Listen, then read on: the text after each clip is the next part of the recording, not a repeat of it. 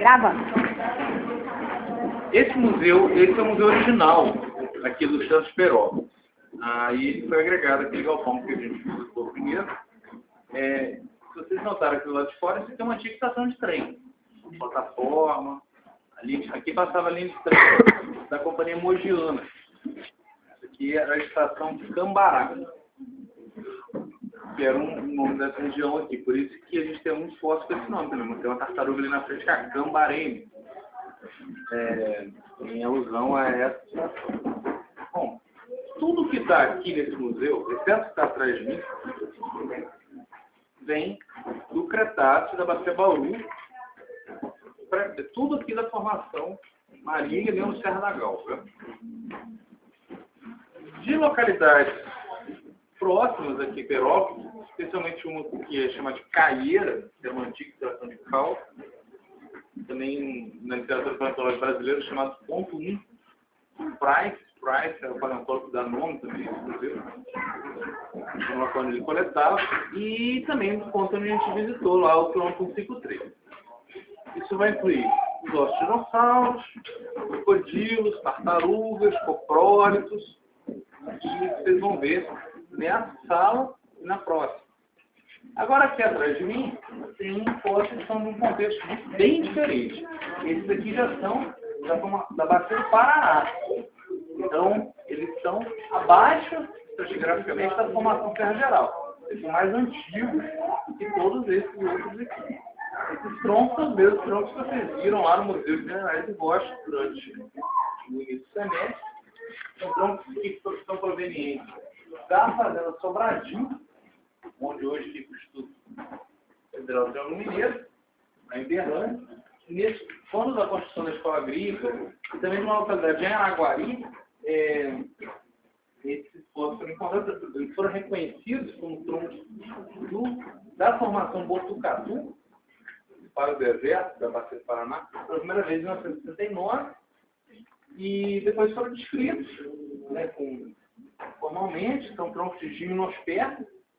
Essa ilustração aqui da parede dá a ideia de uma floresta de gimnosperma, existindo araucárias, né, não é propriamente uma araucária, mas uma forma de gimnosperma distinta aí do Jurássico. Então, essa aqui é uma floresta do Jurássico.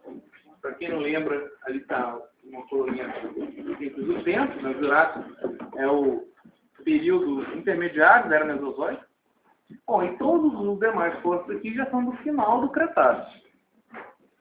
Então, a gente tem um grande ato de tempo aqui. Quando essas florestas estavam vivas, ou melhor, quando esses dinossauros estavam vivos, esses troncos já eram fósseis há muito tempo.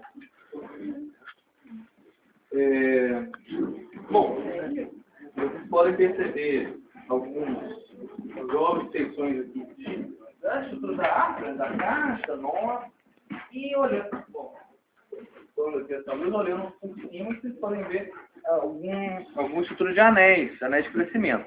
Mas os troncos estão comprimidos, eles têm uma seção meio quadrangular por compressão dos areniscos da formação Botucatu.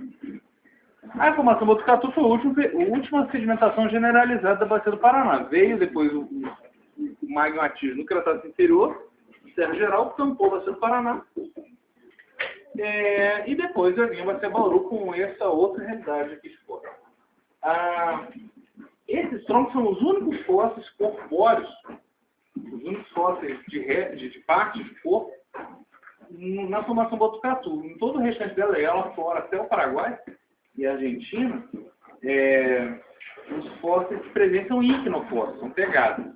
Só que no limite norte do Botucatu, que é aqui em Uberlândia, em Araguari, a gente tem fósseis de fato, não icnofósseis. Isso representaria uma parte mais úmida, com um oásis aí desse deserto que ao sul era bem mais árido. Bom, aqui nessa sala a gente vê fósseis que saíram principalmente do ponto 1 da Caieira, uma localidade aqui próxima. A gente tem aqui ossos de saurópodes, de um animal, de um poste similar ao que está aqui na parede. As placas são corretas, identificadas. Perceba aqui uma verga dorsal, um tanto de animal que seria bem maior do que esse que está aqui na parede. Nessa verga a gente pode perceber as lâminas acessórios típicos das vestes de Soró, tem várias delas aqui, vocês podem tentar identificar uma ou outra. A parte do centro, a parte do ar, aqui está a porção de trás da veste e está a parte da frente. E ali atrás a gente tem um crocodilo, que é o exemplar mais completo conhecido aqui dos depósitos do mesmo Serra da Galga. Enquanto todos os outros fósseis são ossos isolados, um osso apendicular, uma vesta, esse é um material que ainda está articulado, faltando só a parte posterior, os membros posteriores e a cauda. Por ele estar todo articulado, isso sugere que o que faz com que ele não tenha essa porção, que não seja por transporte ou soterramento diferenciado, mas por relação de necrófagos. Porque por deposição, se a gente tem essa parte articulada, inclusive com elementos muito leves, facilmente se desarticulariam, seriam transportados, como osteodermos, falanges, junto com outras porções que mais dificilmente se desarticulam, como as vermes. Não há nenhuma razão preservacional tafonômica que explica, ligada só ao transporte, só à deposição, que explique preservação articulada de uma parte e a não preservação do outro. Então, ele tem que ter um agente externo para a deposição necrófago. Ser consumido ou desarticulado essa parte da carcaça antes dela ser soterrada. Esse necrófago pode ser um outro crocodilo, um dinossauro, enfim, não sabemos. Então, apesar do contexto geral de deposição da formação marília, do mesmo Serra da Galga da formação marília, aqui na região predilecta aluviais, logo então, e assim bem energético, fazendo que, via de regra, os fósseis preservados sejam resultado de um transporte, por isso desarticulados, muitas vezes fragmentados, você pode ter períodos ou pontos específicos mais calmos, num contexto que, em média, é mais energético. Como um rio, você tem a calha do rio, você pode ter alguns remansos, mas está no mesmo rio, no mesmo nível do curso. Então, a gente tem isso demonstrado por alguns níveis que não têm estratificação cruzada, que tem costas mais finas e mostram elementos assim articulados, não foram submetidos a um transporte intenso. Bom, esse crocodilo aqui, ele foi descrito em 2004, levou o nome de Iberabaçuco, um gênero, né? Terrífico, na espécie, Iberabaçuco terrífico. É um crocodilo de um grupo extinto das formas viventes, distinto das formas viventes. Distinto porque é uma linhagem que não é aparentada diretamente aos crocodilianos atuais. É um grupo de pterosaurídeos que extingue aí no Cretáceo. E distinto de uma forma terrestre, não é um crocodilo aquático. A gente pode ver aqui que a narina bem anterior, no focinho, a aorta lateral anterior e não dorsal, como nas formas viventes, aquáticos. Os membros, eles, apesar de não muito longos, e se articulam de modo a poderem se posicionar sobre o corpo de maneira espalhada. No anterior, nesse caso aqui, o outro pterosaurídeo mostra esse mesmo padrão. Uma cobertura de osteodermo só dorsal, são duas partes, que a gente liga um pouco deslocadas aqui sobre a coluna, e uma dentição com dentes serrilhados, levemente comprimidos. Essa reconstituição aqui atrás dá essa ideia desse hábito. No momento da deposição da Serra da Galga, predominavam, apesar de a gente ter, como a gente notou, ciclo um pouco mais úmido, um pouco mais árido, o clima geral sempre mais árido. Então a gente teria um ambiente mais desértico ou alguma coisa que hoje nos remeteria no máximo a uma caatinga, algo mais árido que uma savana ou um cerrado. E esses crocodilos terrestres compõem parte importante do nicho de predadores e também necrófagos, como aquela ilustração ali sugere. Bom, depois ali na sala a gente continua a ver. Então, vocês dando uma olhada aí, Ali naquela outra vitrine tem uma outra peça que é. Aqui é só um centro vertebral de uma vértebra, também equivalente a essa do meio, só que sem o ar, tem a porção neural. Então dê uma olhada aqui, depois a gente olha lá na outra.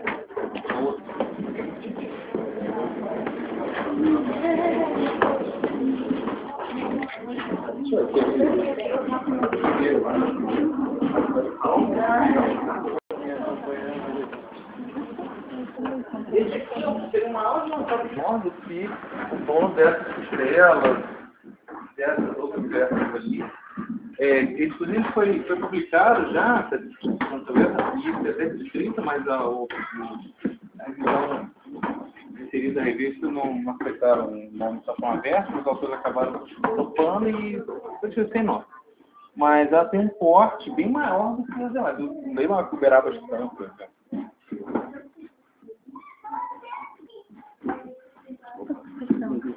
Maior do que a gente, de um dorsal que a gente tem lá no laboratório de Campina Verde. Então, aquele dinossauro é o maior dinossauro do Brasil. Tipo, o dono dessa.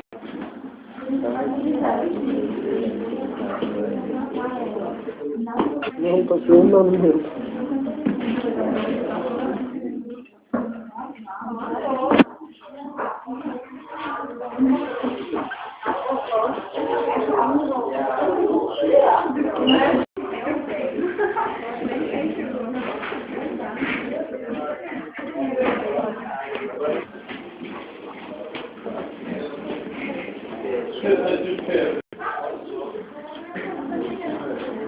Link do YouTube para a nossa aula de campo do Paleomuseu.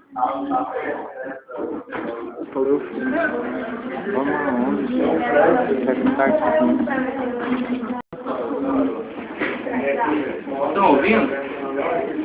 Bom, esse aqui é um laboratório de preparação dele. Aqui lá do Centro. Então, aqui a gente tem, pode ser materiais também da formação da mantina, ó, esse vermelho aqui. Aqui é uma mandíbula de crocodilas, vértebras e um pezinho ali, ó. Ali também tem outro material de crocodilo de um bicho que vem lá de Campina Verde, no sul de Campina Verde, em exposições da formação da mantina. E aí, esse avermelhado aqui é mais antigo que a formação marinha. Esse aqui é um que vem aqui de Perópolis mesmo, e tem uma coisa interessante. Bom, olhando esse padrão aqui de quebra, como o osso está preservado, vocês acham que esse osso se quebrou antes ou depois de ser fossilizado? Antes, não. A gente falou antes. Quem falou antes, por quê?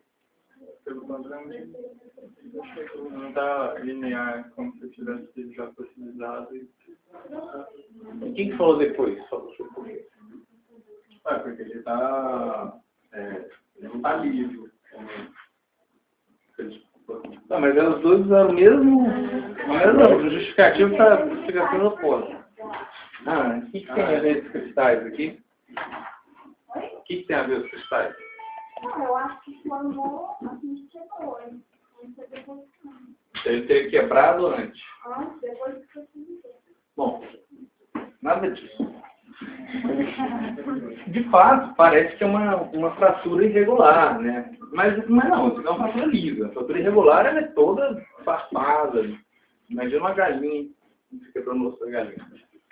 Mas o que mais nos indica aqui são justamente os cristais. Mas de que ele quebrou depois. Bom, se isso aqui tivesse quebrado antes, esse aqui é o espaço da medula do osso, né? Isso aqui está cheio de sedimento, né? Agora, se não tivesse quebrado, como que se daria o acesso à medula? Não é um acesso direto, é simplesmente pela porosidade do osso. O osso com colágeno não é nada poroso. O colágeno decompõe, fica só a matriz de fosfato de cálcio, hidroxiapatita, cristais, e fica poroso. E aí ele se vira uma esponja que vai chupar a água do ambiente onde ele está depositado, o fluido do rio, do lago, e se tiver soluções solutos na água, íons carbonato, de cálcio, de carbonato, eles vão penetrar também nessa esponja que é o osso poroso. Só que aí não é um preenchimento súbito, com os sedimentos entrando num buraco de uma fratura.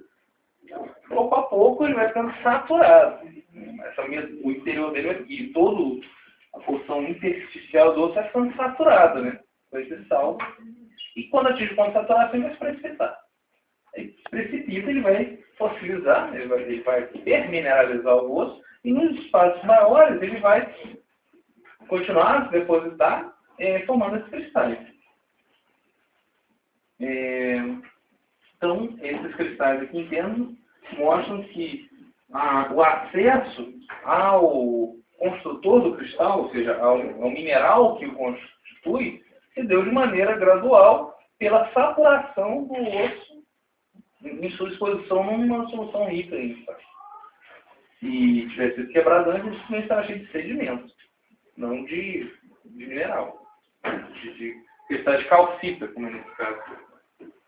Mas calcita vai preencher cada espacinho lá, em nível histológico, espaço dos canais de Volkmann, dos canais de Harvey, dos osteócitos, vão estar sendo preenchidos por calcita. Espaços que antes estavam com células, vasos. E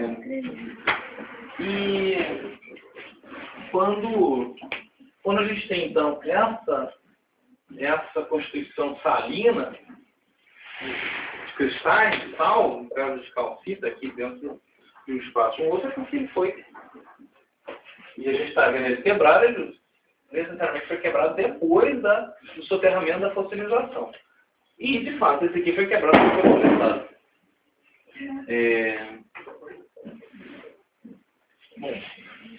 Bom, o que fez esse local aqui ser observado pela paleontologia, se tornar chamativo? Bom, obviamente os fósseis, mas quais são os fósseis que primeiro chamaram a atenção dos paleontólogos geólogos?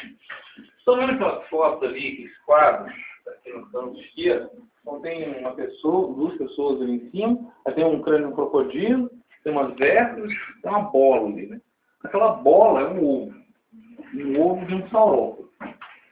Essa montagem aqui tenta ilustrar isso. Os saurópodos têm esses ovos bem sérios.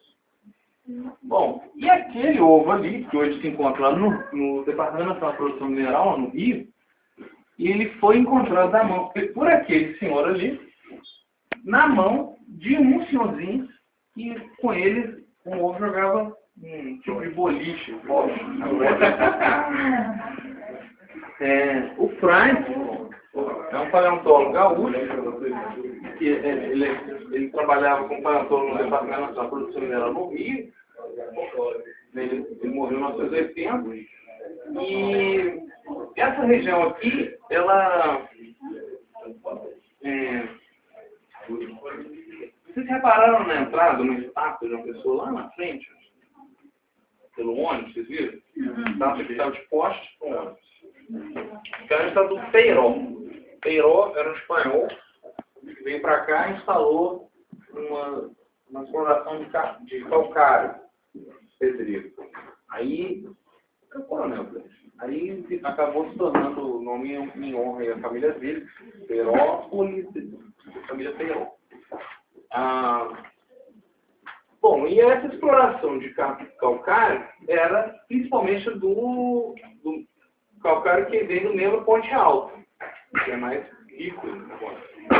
Mas para chegar na Ponte Alta, eles tinham que tirar o Serra da Galva. Então, existia uma atividade econômica, logo então, atividade permanente, cotidiana, de escavação. E com isso, muitos ossos foram se revelando. E, além da extração de carbonato, quando essa estrada de ferro chegou aqui, não existe mais a Mogiana, essa estaçãozinha foi construída e tudo mais, a própria construção da estrada mobilizava algumas escavações e tinha notícias de ossos, de fósseis encontrados. E aí o DNT mandou o Price aqui para a gente checar. Aí o primeiro que ele encontra foi aquele ovo ali, na mão do pessoal. Bom, e aí ele começa a fazer um trabalho, um acompanhamento sistemático. Depois todo mundo vem aqui e tenta para ver esse mapa que está nessa cuba aqui.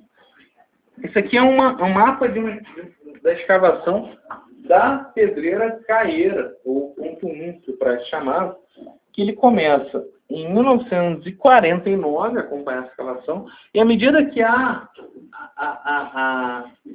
mineradora ia adentrando, barranco adentro, ele ia acompanhando. Tem esse mapa, é um único desenho mostrando de 1949, o Price teve em ossos entre si, o que deu o melhor mapa tafonômico que já foi feito no Brasil. Pela duradouro que é e pelo detalhe que ele faz. O Price, ele é um grande desenhista, esse aqui é um desenho esquemático, para ele não era difícil fazer, uma vez que ele era também hábil na ilustração. Essas aqui são algumas ferramentinhas que o Langerton, que era um auxiliar do Price, o Price morava no Rio, ele vinha aqui às vezes, ele tinha um cara que o ajudava aqui, que ele contratava, que era um morador aqui de Perópolis, tem esse nome aqui, o Langerton, e que o auxiliava nas escavações. Um dos descendentes do Langerton trabalha aqui ainda na preparação aqui daquele museu. Bom, e aí vocês vão dar uma olhada aqui, dê uma olhada lá no mapinha, depois a gente fala ali. Quando falamos disso, falei o arte, fala. Eu não. Falei o arte. Muito aqui. Maniratora.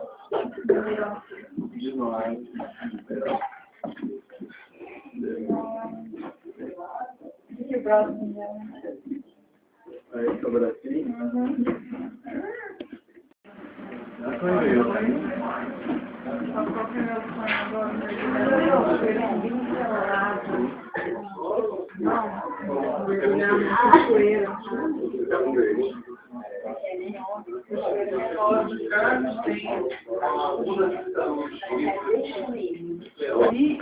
E ossos do esqueleto appendicular dela.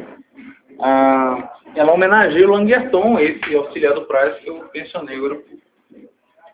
Há outras tartarugas aqui de Perópolis também, a Peropenes e a Pricenes, mas elas não estão aqui, os zoológicos delas estão lá no Rio, da NPM, materiais que o Price tinha coletado. Todos os materiais que o Price coletou foram para o DNPM, lá no Rio, e os materiais que estão aqui são frutos de escavações que vieram depois dos trabalhos do Price, meses depois que as pedreiras foram encerradas, tiveram sua atividade encerrada, e aí graças ao trabalho também daquele geólogo que eu mencionei, o Vera homenageia no seu nome, o Luiz Carlos Ribeiro. Bom, e para terminar, nessa última sala, existe aí uma garra, uma falange mundial e um maniraptor. Daí essa alusão aí, com o termo de noave, que eles colocam, na verdade não é uma ave, é um maniraptor de 9 anos, mas de uma forma muito próxima, aí, mais próxima das aves do que são, por exemplo, o Carnopaulo, o Mobilisaurite, ou obviamente o Saurópodo. Se tivéssemos aqui uma forma de dinossauro emplumado, seria um maniraptor como aquela falange mundial ali. Daí essa reconstituição ali do braço com um plumo. Apesar de a gente não ter as plumas preservadas, não é mesmo de esperar no ambiente tão energético quanto isso. Uma filogenia simplificada aqui do outro lado tem mais ou menos a posição, para se lembrar, a posição dos maniraptor com terópodos derivados. E depois tem a lojinha e acabou. Vocês